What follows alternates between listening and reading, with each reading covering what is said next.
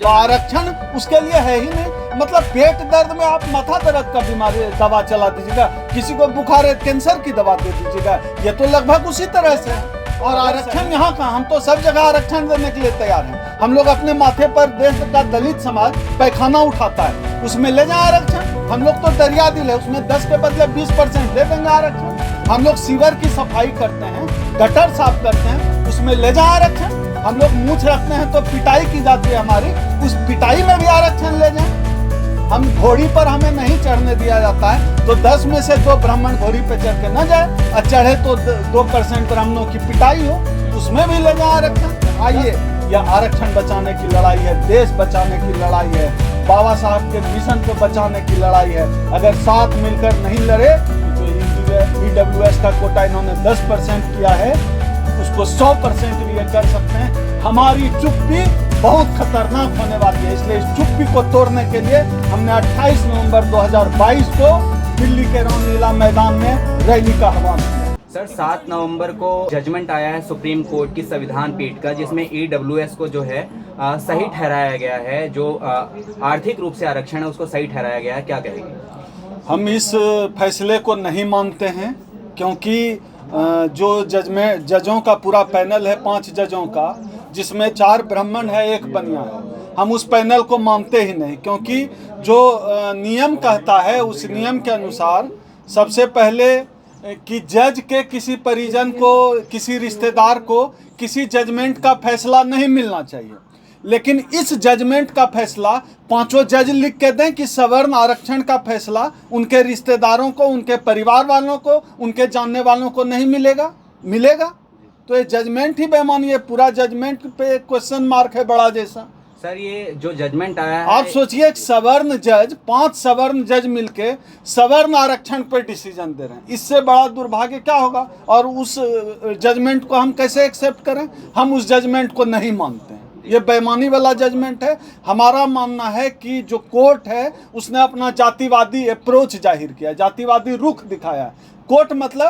Court कोई building थोड़ी ही है, कोर्ट में जो बैठे हुए जज हैं जनेऊधारी जज हैं, तो ये न्यायपालिका का फैसला नहीं है, यह जनेऊ पालिका का फैसला है। EWS आरक्षण पूरी तरह से फ्रॉड है, फेक है और संवैधानिक है। सर भारत में जो आरक्षण व्यवस्था थी वो अभी तक सामाजिक पिछड़ेपन के ऊपर दिया जाता था, चाहे वो SC ST OBC का हो, चाहे अन्य जो आरक्षण दिए गए हैं वो सामाजिक पिछड़ेपन पर, जो मुख्य धारा में जो लोग नहीं है उनको मुख्य धारा में लाने के लिए ले गए। लेकिन ये कहा जा रहा है कि ये पहला ऐसा आरक्षण है जो जातिगत दिया है, जो मुख्यतः सवर्णों के लिए किया। बिल्कुल, ये पहला जो है, ये आप बताइए, दवा जो है बीमार आदमी के लिए होता है, एक स्वस्थ आदमी के लिए। इस समाज में बीमार को नहीं, इस देश का SC ST OBC समाज बीमार है, उसके स्वास्थ्य के लिए आरक्षण है ना।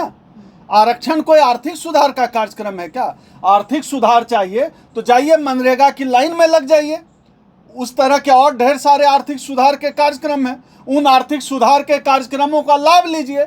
या आरक्षण को कब आपने आर्थिक सुधार का कार्यक्रम बना लिया? यह आर्थिक सुधार का कार्यक्रम है ही नहीं। समाज का वो तबका जो अलग अलग तरीके से सामाजिक रूप से और सांस्कृतिक रूप से, शैक्षणिक रूप से जो पिछड़ा रह गया समाज की मुख्य धारा में, जातिवादी रवैया के चलते, मनुवादी व्यवस्था के चलते, समाज के मनुवादी सोच के कारण जो मुख्य धारा से पीछे रह गया, वो समाज को मुख्य धारा में लाने के लिए आरक्षण की व्यवस्था संविधान में की गई। लेकिन पिछले 8 साल में इस देश में मनुवादी सरकार है, दलित विरोधी सरकार है, SC ST OBC के खिलाफ काम करने वाली सरकार है। इस वजह से यह फैसला आया है जो पूरी तरह से फेक है। EWS आरक्षण हम इसको नहीं मानते। लेकिन जो आर्थिक आधार बताया गया है, जो आय का पैमाना है 8 लाख और 2 लाख, SC ST की जो है 2 लाख आय रखी गई, और जो सवर्ण कास्ट है उनकी 8 लाख वाला भी जो है आर्थिक आधार पर वो आरक्षण ले जाएंगे। कितना मानते हैं इसको आप पहले देखिए, कहते हैं ना कि जिसके सैया कोतवाल तो डर, जब सैया कोतवाल तो डर काहे का।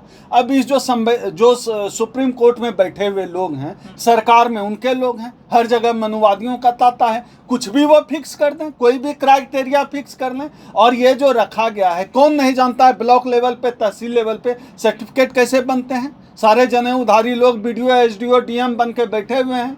जो सुप्रीम कोर्ट मामला पहुंचा, कोर्ट में कोई चैलेंज नहीं हो सकता है, सारे जज जो है उन जातियों के बैठे हुए हैं। लेकिन तो इस जो बेईमानी है, ये जो फिक्स किया गया, फेक सर्टिफिकेट बनेंगे सवर्णों के, जो करोड़पति भी ब्राह्मण होगा वो भी फेक सर्टिफिकेट, पैसा के बल पे तो कुछ भी कर सकते हैं, भ्रष्टाचार से हम सब वाकिफ हैं, तो सभी सवर्ण इसके दायरे में आ जाएंगे। आप सोच कर देखिए ना, जिनकी आबादी ठीक से 10% भी नहीं है, उन्होंने अपने लिए 10% फिक्स कर लिया, ये हुआ। लेकिन वो ये भी कह रहे हैं कि भैया सवर्ण जो है वो आर्थिक रूप से कमजोर भी होते हैं, तो इसलिए सुदामा कोटा नाम दे करके उसको दिया गया है। आर्थिक रूप से कमजोर हैं तो जाके मनरेगा की लाइन में लगे ना। सरकार के ढेर सारे कार्यक्रम है आर्थिक लाभ के, राशन कोटा लें, जाकर चावल चीनी लें, नमक लें, तो आरक्षण उसके लिए है ही नहीं। मतलब पेट दर्द में आप माथा दर्द का बीमारी दवा चला दीजिएगा, किसी को बुखार है कैंसर की दवा दे दीजिएगा, ये तो लगभग उसी तरह से है। अगर सही मायने में आप मानते ही हैं कि न्यायपूर्ण व्यवस्था होनी चाहिए सभी लोगों के लिए, तो जिसकी जितनी आबादी है उसको उतना शेयर दे दीजिए। अगर इस देश में SC ST OBC समाज की आबादी 85 से 90% है, आप जो जाति जनगणना करके जो मोदी जी दबा के उस पर बैठे हुए हैं, उस जाति जनगणना का प्रकाशन कीजिए, देश भी जान जाएगा कि किसकी कितनी आबादी है, उसके हिसाब से जो है उनको दे दीजिए आरक्षण। अगर इस देश में ब्राह्मणों की आबादी जो 3% थी 30% हो गई है तो ले जाएं। और आरक्षण यहाँ का, हम तो सब जगह आरक्षण देने के लिए तैयार हैं। हम लोग अपने माथे पर देश का दलित समाज पैखाना उठाता है, उसमें ले जाएं आरक्षण। हम लोग तो दरिया दिल है, उसमें 10 के बदले 20% दे देंगे आरक्षण। हम लोग सीवर की सफाई करते हैं, गटर साफ करते हैं, उसमें ले जाएं आरक्षण। हम लोग मूछ रखते हैं तो पिटाई की जाती है हमारी, उस पिटाई में भी आरक्षण ले जाएं।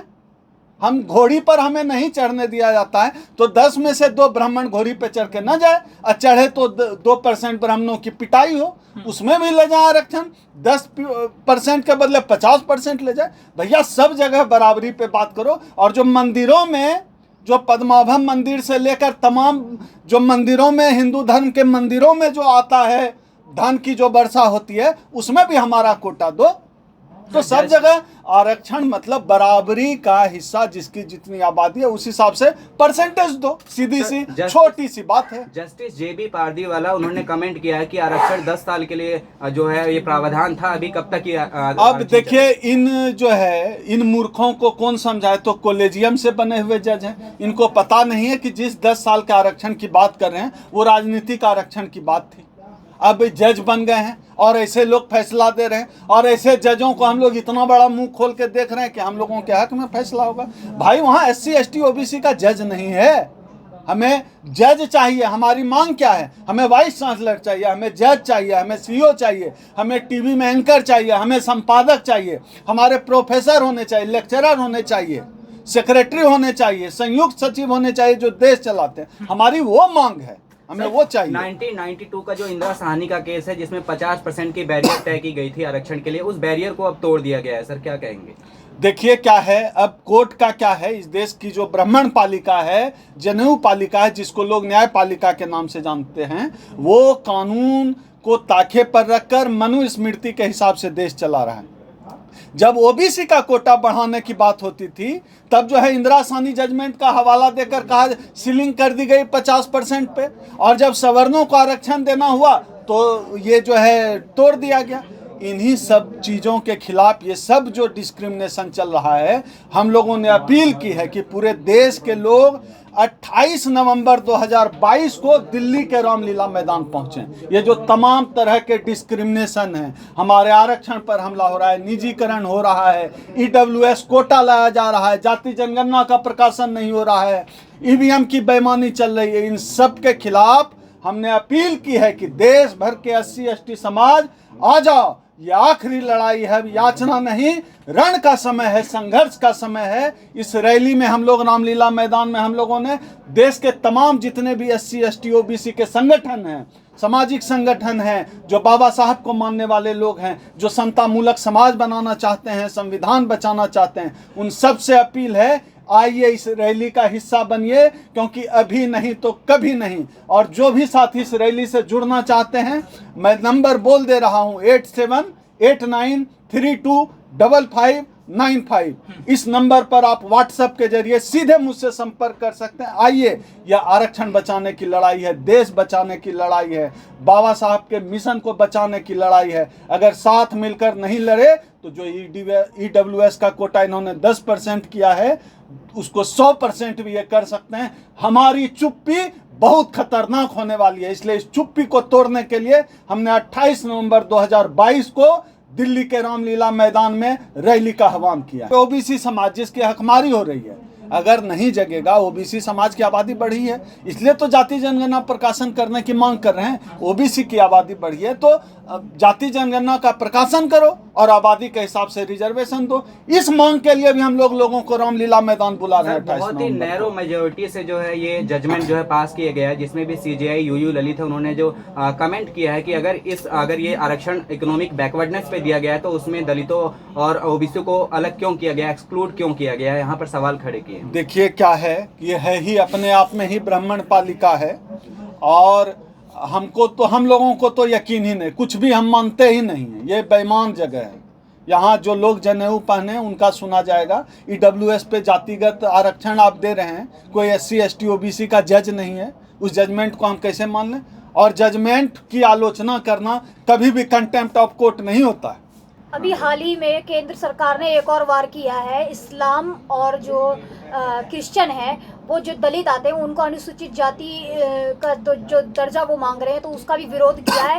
उन्होंने कहा भाई जातीय धर्म पर इनके में आपसी भेदभाव नहीं है, इसलिए इनको दलित नहीं माना जाएगा। देखिए क्या है, जाति ये खुद से तय कर रहे हैं, ये अपनी सुविधा के हिसाब से जहां इनका वोट मिलना हो वैसे ही करते हैं। अभी जम्मू कश्मीर में इन्होंने क्या किया, जम्मू कश्मीर में जितने भी पहाड़ी हैं सभी जो है ST हो गए, ST का दर्जा दे दिया।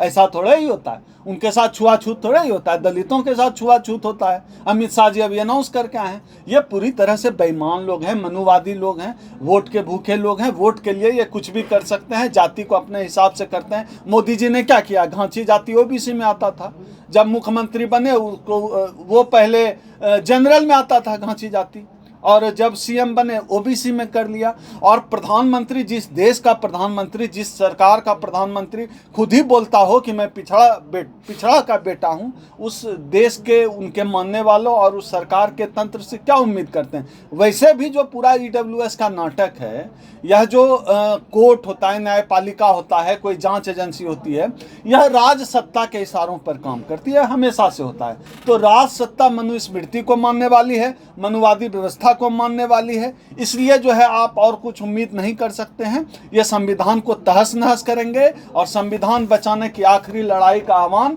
हमने कर दिया है। 28 नवंबर 2022 दिन सोमवार। सर, अखिल भारतीय संघ जो है एक लंबे समय से आवाज उठा रहा है, जो नया पार्लियामेंट बन के तैयार हो रहा है उसका नाम जो है अम्बेडकर साहब के नाम पे रखा जाए। उस मुद्दे पर क्या कहेंगे और इस 28 नवंबर की रैली के बारे में? देखिए, जो 28 नवंबर की रैली, हमारा मुख्य मुद्दा ही है कि नई संसद भवन बन के तैयार है।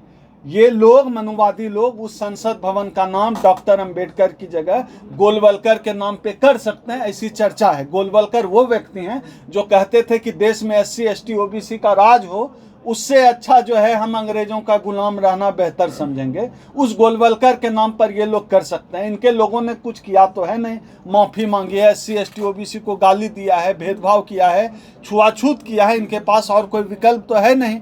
इसलिए ये लोग नाम बदलने में माहिर हैं, नाम रखने में माहिर हैं। इससे पहले कि संसद का नाम ये लोग गोलवलकर सावरकर के नाम पे करें, हम लोगों ऐसी चर्चा है। हम लोग चाहते हैं कि बाबा साहब डॉक्टर अंबेडकर के नाम पर संसद भवन का नाम होना चाहिए।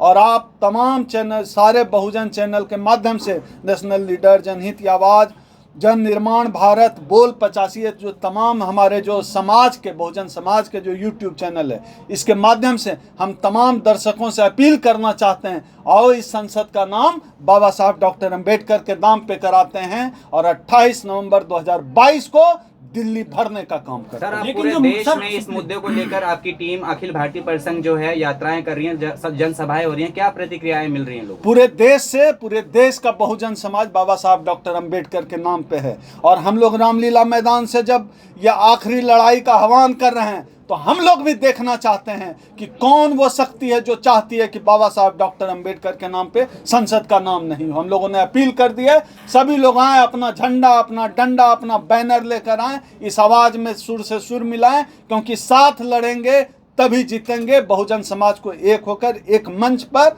आना होगा और 28 नवंबर को मैं आपके चैनल के माध्यम से सभी लोगों को खुले तौर पर आमंत्रित करता हूँ। सर